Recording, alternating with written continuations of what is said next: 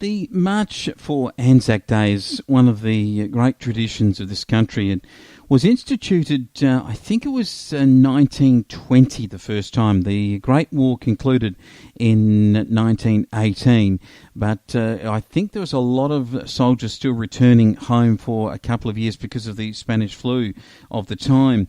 And I don't think the march has actually started and commemorate their efforts until about 1920.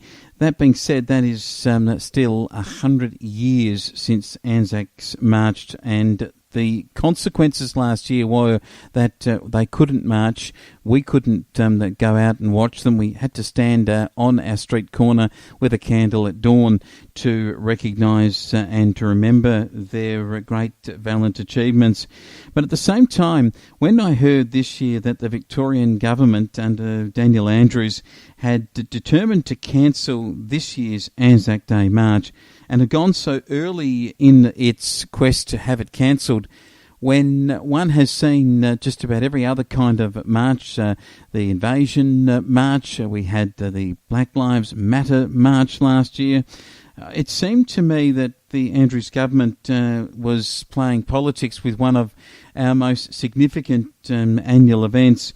And I think the further pressure is now on the Andrews government as a result of the Queensland government that's now given a reconsideration to its ban for ANZAC Day's march. The public ANZAC Day event for Queensland that has cancelled back in 2020 like the Victorian one, but Queensland's Premier Anastasia Palaszczuk said the dawn services, marches and public commemorations would return on April the 25th. In times of strife, Queenslanders do what it takes to protect each other. We've done it in wartime and we're doing it now through a pandemic circumstance. Because we've worked together to keep safe this year, we can safely gather to mark the sacrifices of those who have served.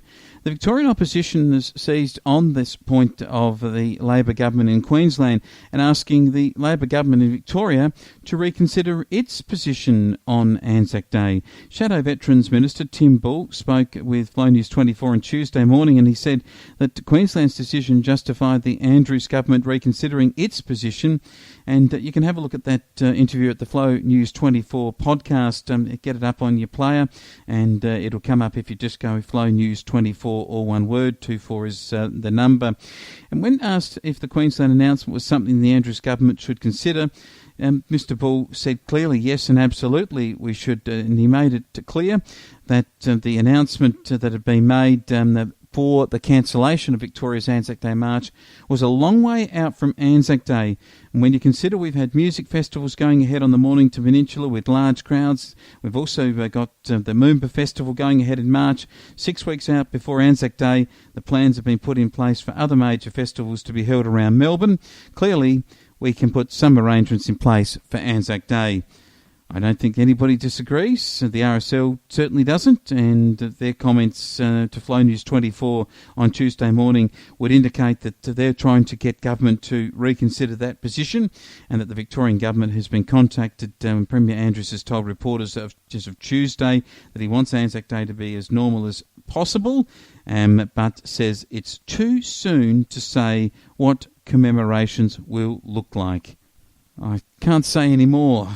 I don't think I can say any more because I'm going to bite my tongue, because right at this point in time, if I was a veteran, if I was somebody whose father or mother was a veteran and went to the theatre of war, or as grandparents or great uncle, then I would be right now very much writing a letter to Premier Daniel Andrews asking him to reconsider this most important and in some ways holy day for Australian people.